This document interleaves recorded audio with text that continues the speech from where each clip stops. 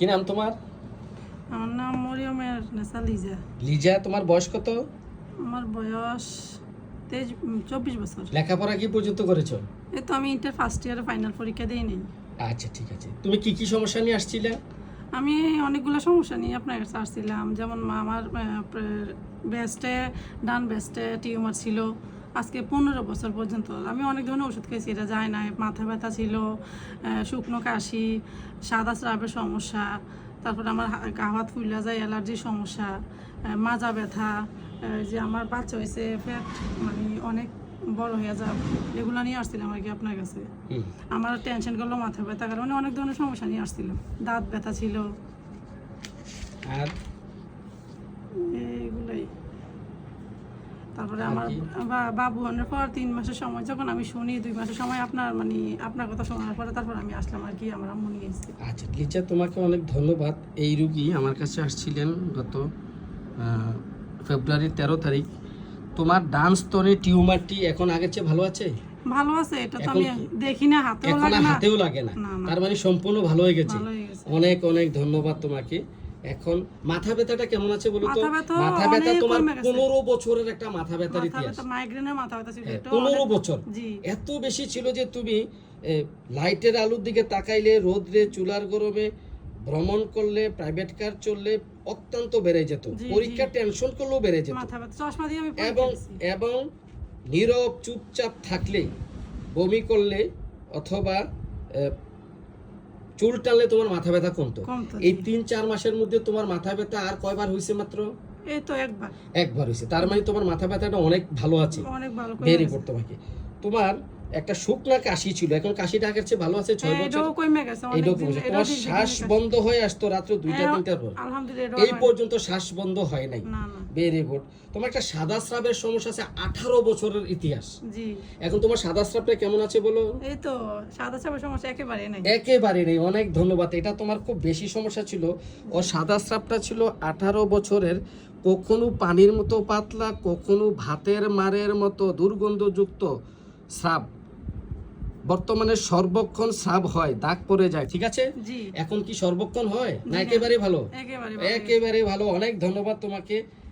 তোমার শরীরে একটা দুর্বলতা ছিল, এখন দুর্বলতাটা আছে? Very good, very good. তোমার খাবারে একেবারে রুচি ছিল না, এখন রুচি বেড়েছে। আলহামদুলিল্লাহ, রুচি বেড়েছে। তো এই রুগিনীর এই টাকা পয়সা হারানো গেলে বা যে কোনো বিষয় নিয়ে টেনশন করলে শরীর অসুস্থ হয়ে পড়ে, এখন এই জিনিসটা আছে না? এই জিনিসটা নাই, তবে করলে মাথা ব্যথা মাঝে মধ্যে হয়, কিন্তু এখন নাই। এখন আগের মতো মানে টাকা আনলে তো সবাইরে টেনশন লাগে। এই রোগীর বংশগত ইতিহাসে দাদার লিভার ক্যান্সার এবং দাদির বাত ব্যথা আছে, স্ট্রোক আছে, বাবা পাইলস, মার দাউদ ছিল, হার্নিয়া আছে, পাইলস আছে, বংশে জন্ডিস আছে, ব্রেন ক্যান্সার আছে, খালার শ্বাসকষ্ট আছে। তো ওর একটা গুরুত্বপূর্ণ লক্ষণ হলো সে মাথা ব্যথা, নীরবে চুপচাপ পড়ে থাকলে মাথা ব্যথা ভালো, একটা লক্ষণ। এবং শীত কাতর, রাগ খুব বেশি এবং ধৈর্য সহ্য একেবারে নেই, ঠিক আছে? সে একদম ধৈর্য সহ্য নেই, সে সহ্য করতে পারে না, সহজেই সে নার্ভাস হয়ে যায়। এবং অন্ধকারে কেউ আছে, দাঁড়িয়ে আছে, কেউ মরলে ভয়, এরকম একটা ভয় আছে, ঠিক আছে? ওষুধ ছাড়া 1 মিনিট থাকতে পারো না তুমি। হ্যাঁ, ওষুধ তোমার মানে ওষুধ না খেলে তুমি পাগলের মতো হয়ে যাও। তোমার ভাত না খেয়ে থাকতে পারে, ওষুধ না খেয়ে থাকতে পারে না। কি আশ্চর্য রোগী দেখুন বন্ধুরা, ভাত না খেয়ে থাকতে পারবে কিন্তু ওষুধ না খেয়ে থাকতে পারে না, ওষুধ নির্ভর। টাকা সহ যে কোনো জিনিস হারালে অস্থির হয়ে যায়, ঠিক আছে? আচ্ছা ঠিক। এখন আর কোনো ওষুধ তো খাইতে হয় না। এখন আর কোনো ওষুধ কেন, একমাত্র হোমিও ওষুধে তুমি আছো। এই 3-4 মাসে তুমি আর অন্য কোনো ওষুধ খেতে হয় না, মাথা ব্যথার জন্য না অন্য কিছুর জন্য না। তো ধন্যবাদ তোমাকে। এই রোগী শুকনা বিস্কুট পছন্দ, পোলাও বিরিয়ানি পছন্দ, ভাজা বোনা পছন্দ, ফাস্টফুড পছন্দ, ঝাল পছন্দ, লবণ পছন্দ ছিল আগে। তো আমরা তাকে ওষুধ দিয়েছিলাম ব্রায়োনিয়া,